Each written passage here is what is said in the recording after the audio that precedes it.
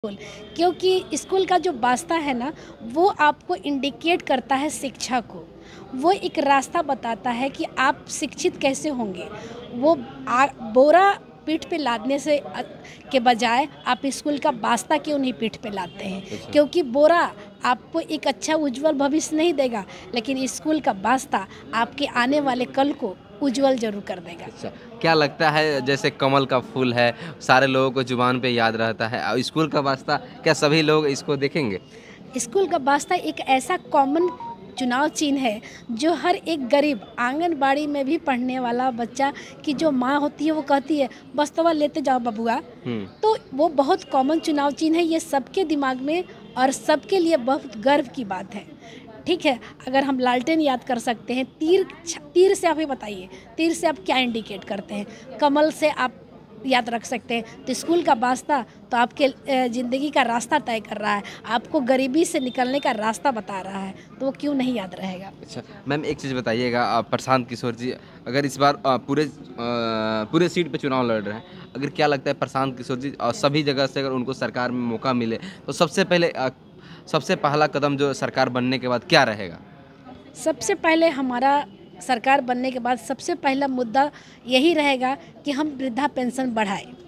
इस बात को हम कहेंगे नीतीश कुमार जी फिलहाल कुछ दिन पहले की बात है कि 400 रुपया वृद्धा पेंशन मिल रहा था, अब उसको बढ़ाकर 1100 रुपये कह दीजिएगा, इसके ऊपर क्या कहिएगा? जबकि जनसुराज की पार्टी बोल रही थी कि अगर मेरी सरकार बनती है तो हम 2000 रुपये करेंगे, और विपक्ष का लोग भी आरजेडी का भी लोग कह रहा था कि हम भी इतना पैसा देंगे, लेकिन उनको देख के नीतीश कुमार ऐसा किए हैं कि ऐसे नीतीश कुमार जी का मन में विचार आए तो किए हैं, इसके बारे में क्या कहिएगा? नहीं, मैं इसके बारे में यही कहूँगी कि लोगों को धन्यवाद करना चाहिए, जनसुराज पार्टी को और हमारे माननीय प्रशांत किशोर जी को, कि कम से कम नीतीश कुमार के सीने में इतना डर तो पैदा हुआ और बुजुर्गों के लिए इतना सोचे तो। नहीं तो कांग्रेस के टाइम से चला आ रहा वो 400 रुपये पता नहीं आदि के ज़माने तक चला जाता।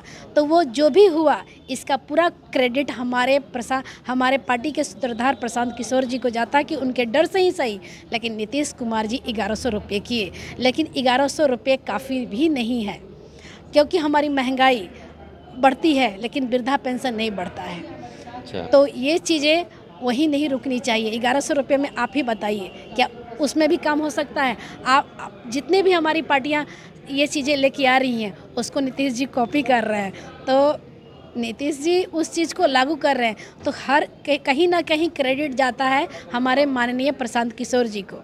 मैम दूसरे जगह देखा जाता है वृद्धा पेंशन और विकलांग का लगभग दूसरे जगह स्टेट में देखा जाता है 2-2 हज़ार रुपया है, 3-3 हज़ार रुपया है, उसके लिए क्या कहिएगा? देखिए, ये बातें तो बहुत पुरानी है। हमारे बिहार में एक 1100 रुपये नीतीश जी ने आज किया, वो भी जनसुराज के डर से किया। लेकिन ये दिल्ली में, पंजाब, हरियाणा 2500 रुपये मिलते हैं वृद्धा पेंशन। विकलांग पेंशन अलग है। हर चीज़ दिल्ली में आपका 2000 रुपये है, पंजाब में जाइए 2500 रुपये मिलते हैं। तो उसके अकॉर्डिंग नीतीश जी ने 1100 रुपये करके कौन सा तीर मार लिया है? हरियाणा में 3000 भी मिलता है। जी, हरियाणा में 3000 रुपये है। तो वो प्रशांत जी के डर से अगर 1000 रुपया आप 700 रुपया बढ़ा दिए सर, तो आप बहुत बड़ा तीर नहीं मारे हैं। अच्छा, एक चीज़ बताइएगा, अगर प्रशांत किशोर जी बोल रहे हैं कि जे सबको चुनाव लड़वाएंगे लेकिन हम नहीं लड़ेंगे, हमको मुख्यमंत्री नहीं बनना है, इसका सच्चाई क्या है? देखिए, इसका सच्चाई यही है कि मैं आपको, वो तो सही बात है, वो कहते हैं कि नहीं, हाँ मैं चुनाव लड़वा सकता हूँ, मैं खुद इस चीज़ में नहीं आऊँगा, मैं सीएम नहीं बनूँगा। अच्छा। तो ये तो अभी तक की बातें हैं, लेकिन हो सकता है अगर पूरे विधानसभा 233 में से उनको लगे कि नहीं, ये विधायक चाहे ये आदमी हमारे बिहार को सही ढंग से चला सकता है, ये इस पोस्ट के लिए एजुकेटेड है, ये शार्प माइंडेड है और ये बहुत अच्छे से हमारे बिहार से वो सारी समस्याओं को दूर कर सकता है जो चीज़ें मैं लेकर आया हूँ, तो वो चीज़ों पे वो आदमी होगा। वो तो शुरू से कह रहे हैं कि मुझे सीएम नहीं बनना है, मैं इतना छोटा सपना लेकर नहीं आया, क्योंकि उनका कहने का मतलब कि आप ये समस्या आज अपने बिहार में देख रहे हैं, लेकिन ऐसी समस्या बहुत जगह है।